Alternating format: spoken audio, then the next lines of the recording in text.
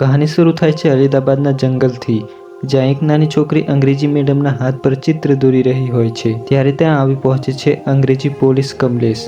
તો આ અંગ્રેજી મેડમને આ છોકરી, જેનું નામ મલ્લી છે, તેનું કામ એટલું ગમ્યું કે તે તેને ઈસ્ટ ઇન્ડિયા લિટિલ ચિલ્ડની વિજેતા બનાવે છે અને ઇનામના નામ પર પૈસા ફેંકીને છોકરી લઈને જતી રહે છે.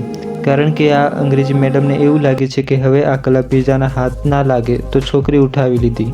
તો પછી આ બાજુ લોકોની ભીડ ભેગી થઈ છે, કારણ કે અંગ્રેજોએ લાલા લજપત રાયને જેલમાં પૂરી નાખેલો છે. તો આ ભીડ મારામારી પર ઉતરી આવેલી છે અને આમાં છે એક નિશાનેબાજ, જે એક ખેંચીને પથ્થર મારે છે અને પથ્થર સીધો એક અંગ્રેજી ઓફિસરના ફોટા પર લાગે છે અને આટલામાં જ આ ઓફિસરને આગ સળગી જાય છે અને તે સીધો ઓર્ડર આપી દે છે આ હરામખોરને પકડવાનો. તો આપણો આ બીજાનો રામચરણ દંડો લઈને કૂદી ગયો માણસોને વચ્ચે અને માણસોને મારવા લાગ્યો. તો આ ગુસ્સા થયેલા માણસો, જે હજારોની સંખ્યામાં છે, તે હવે આને પકડીને મારશે અને હાડકાં તોડશે. પણ આમાં તો કોઈ મારી નથી રહ્યું અને સરદારને પકડીને ફેંકી દીધો અંગ્રેજોના પગમાં, કારણ કે રામચરણને જોવે છે આગળની મોટા પોલીસની ગાદી. પણ આ કર્યા પછી પણ તેને નથી મળતી. તો બીજી બાજુ જુનિયર એનટીઆર નિર્વસ્ત્ર થઈને અંગ પ્રદર્શન કરીને નિમંત્રણ આપે છે જાનવરોને તેને ખાવા માટેનું. તો પછી એક જંગલી કૂતરો અને જંગલી વાઘ આવી જાય છે. પછી ભાગમ ભાગ થાય છે અને પછી જુનિયર એનટીઆર સિંહના મોઢા પર બેભાન કરવાની દવા નાખી દે છે અને સિંહ બેભાન થઈ જાય છે. તો આવા કારનામાને લીધે જુનિયર એનટીઆરનું માર્કેટમાં નામ ચાલે છે. પણ અહીં તે મલ્લીને બચાવવા આવ્યો છે,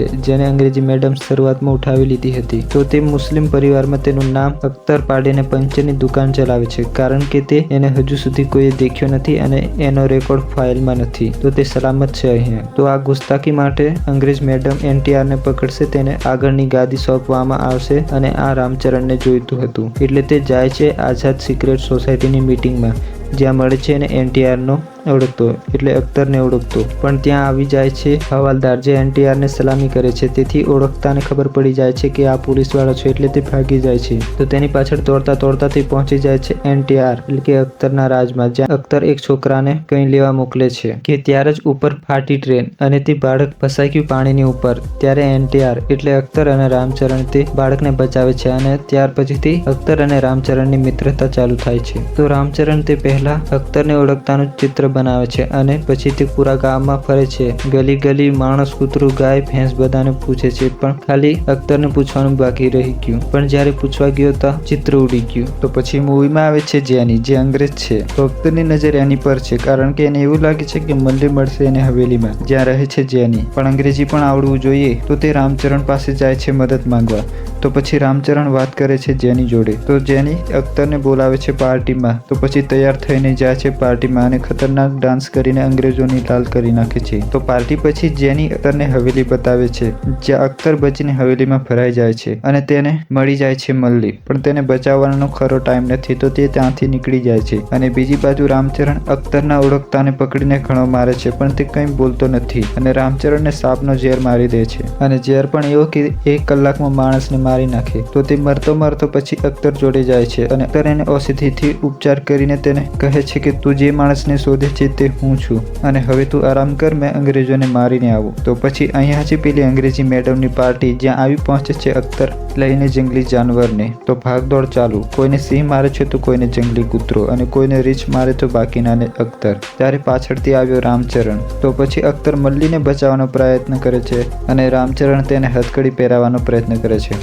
રામચરણ અખ્તરને મલ્લીને મારવાની ધમકી આપીને પકડી લે છે. પછી મળી જાય છે મેડલ અને ગાદી. પણ રામચરણ આવું કેમ કરે છે? તો ઘણા સમય પહેલા અજય દેવગન, જે બ્રિટિશ સૈનિકમાં હતો, જે ગાળ ખાઈને ત્યાંથી નીકળી જાય છે. પછી તે પોતાના ગામવાળાને આઝાદી માટે લડવાની ટ્રેનિંગ આપે છે. પણ અંગ્રેજોને આ વાતની ખબર પડી ગઈ અને તે આખા ગામને અને રામચરણના પૂરા પરિવારને મારી નાખે છે. તેથી રામચરણ અહીંયા કામ કરે છે, જેથી બદલો લઈ શકે. પણ પછી અખ્તરને લઈને જાય છે ભર બજારમાં અને રામચરણને અખ્તરને ગોળા મારવા કહે છે અને અંગ્રેજી મેડમ આપે છે ખીલવાળો હન્ટર. પણ અખ્તર માર ખાતો ખાતો ચાલુ કરે છે ગીત, એટલે ભીડ અંગ્રેજી સૈનિકને મારવા દોડે છે. ત્યારે રામને ભાન પડે છે કે જે તે કરે છે તે ખોટું છે, એટલે ભૂલ સુધારવા માટે તે અખ્તરને અને મલ્લીને છોડાવી નાખે છે અને ગાડીમાં નીકળી પડે છે. પણ પાછળ પડી ગયો છે કમલેશ સૈનિક. તે ઉડીને મારે છે ગોળી અને ગાડીને પલટાવી નાખે છે. પણ જેમ તેમ કરીને રામચરણ અખ્તર અને મલ્લીને ભગાડી દે છે. પણ પછી અંગ્રેજોએ ફાંસી માટેની તૈયારી કરેલી હોય તો કોઈને ને કોઈને ચડવું પડે. તો એમના હાથ આવી ગયો છે રામચરણ, જેને મારીને ખાવાનું આપ્યા વગર બંધ કરીને કોઠરીમાં પૂરી દે છે. અને બીજી બાજુ અખ્તરને શોધવાનું કામ ચાલુ છે. જ્યાં આવી પહોંચે છે રામચરણની પત્ની, જે કિસ્મતથી મળી જાય છે અખ્તરને અને તે બધી જ કહાની કહી દે છે રામચરણને, જે સાંભળીને અખ્તરને દુઃખ થાય છે અને તે રામચરણને બચાવવાનો વિચાર કરે છે. તે પછી ત્યાં પહોંચી જાય છે અને રામચરણને કંધા પર બેહાડીને કૂદકો મારીને જંગલમાં ભાગી જાય છે. પછી રામતીરથી બધાને મારવા લાગે છે. અખ્તર પણ મારવા લાગે છે અને બધાને મારી નાખે છે.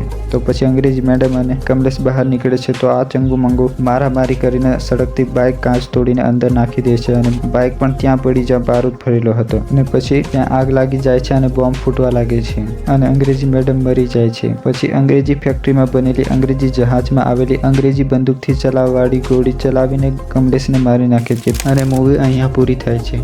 જો તમને વિડીયો પસંદ આવ્યો હોય તો લાઇક, શેર, કોમેન્ટ કરી ચેનલને સબસ્ક્રાઈબ કરી દો. મેં તમને મળું નવા વિડીયોમાં.